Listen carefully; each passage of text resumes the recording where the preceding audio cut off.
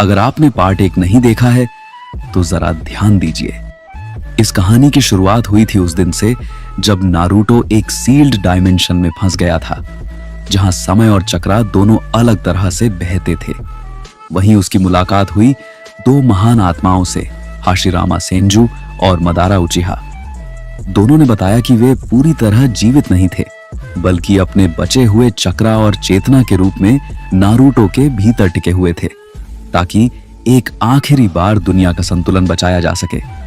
उसी डायमेंशन में नारुतो ने सीखा ऐसी शक्ति जो सिर्फ जुत्सु नहीं बल्कि निर्णयों पर आधारित थी। लेकिन जब ट्रेनिंग पूरी हुई तो उसकी कीमत भी भारी थी।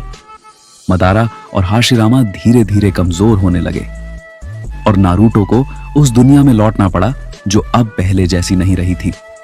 अगर आपने पार्ट 1 नहीं देखा है तो उसका लिंक डिस्क्रिप्शन में है, पहले जरूर देखिए, वरना आगे की कहानी अधूरी लगेगी।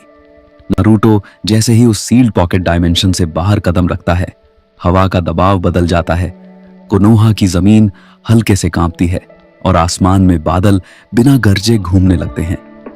यह कोई सामान्य वापसी नहीं थी, यह उस शक्ति का संकेत था जिसे दुनिया ने सदियों से नहीं देखा था।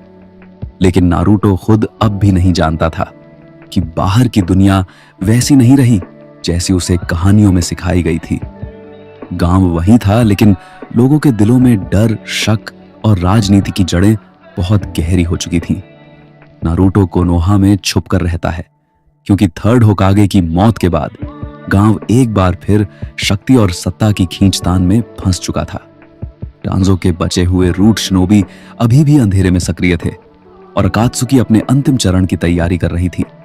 तभी नारुतो पहली बार अपनी ताकत को रोकने की कोशिश करता है, लेकिन उसे एहसास होता है कि अब उसकी उपस्थिति को छुपाना आसान नहीं है, क्योंकि उसका चक्रा अब सिर्फ उसका नहीं रहा।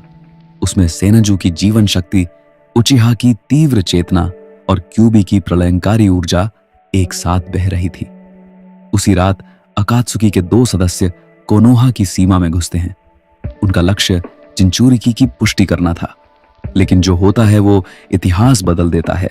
नारुतो अकेले ही उनका सामना करता है और बिना किसी जटिल जुत्सु के सिर्फ अपने चक्रा कंट्रोल और फाइटिंग सेंस से उन्हें पराजित कर देता है।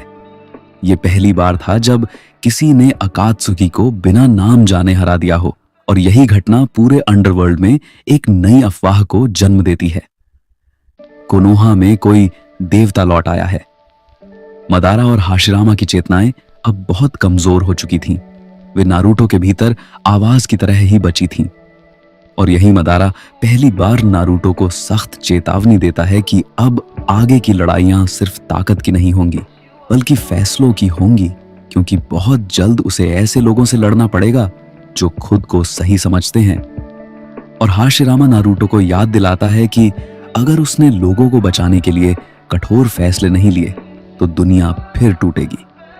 कहानी तब मोड़ लेती है जब सासुके उचिहा, जो अब पूरी तरह से अंधेरे रास्ते पर जा चुका था, नारुतो की शक्ति को महसूस करता है। दोनों की पहली मुलाकात किसी दोस्त की तरह नहीं, बल्कि 2 नियतियों की तरह होती है। उनकी आंखें मिलती हैं और पहली बार सासुके को एहसास होता है कि उसके सामने जो खड़ा है वह सिर्फ नारुतो नहीं, बल्कि मदारा और हाशिरामा दोनों की विरासत है। उनकी लड़ाई शुरू नहीं होती, लेकिन हवा में इतना तनाव होता है कि जंगल की पत्तियां तक कांपने लगती हैं। इसी बीच अकात्सुकी अपना असली पत्ता खोलती है। उनका लक्ष्य सिर्फ टेल्ड बीस्ट नहीं, बल्कि उस संतुलन को तोड़ना होता है जिसे 6 पाथ्स ने कभी बनाया था। और यहीं नारुतो को पहली बार अपने सबसे कठिन फैसले का सामना करना पड़ता है। क्या वह दुनिया को बचाने के लिए खुद को देवता की तरह थोपे, या फिर इंसानों को अपनी गलतियां खुद करने दे? मदारा उसे कहता है कि शांति बल से आती है, हाशिरामा कहता है कि शांति भरोसे से, और पहली बार नारुतो किसी की बात नहीं मानता।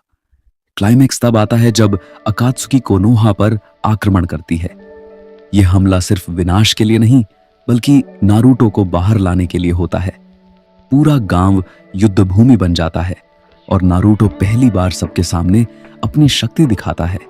लेकिन वह किसी को मारता नहीं, वह हर हमले को रोकता है, हर जुत्सु को निष्क्रिय करता है। और गांव को ढाल की तरह बचाता है। और उसी पल मदारा और हाशिरामा की चेतनाएं मुस्कुराती हैं, क्योंकि नारुतो ने अपना रास्ता खुद चुन लिया होता है।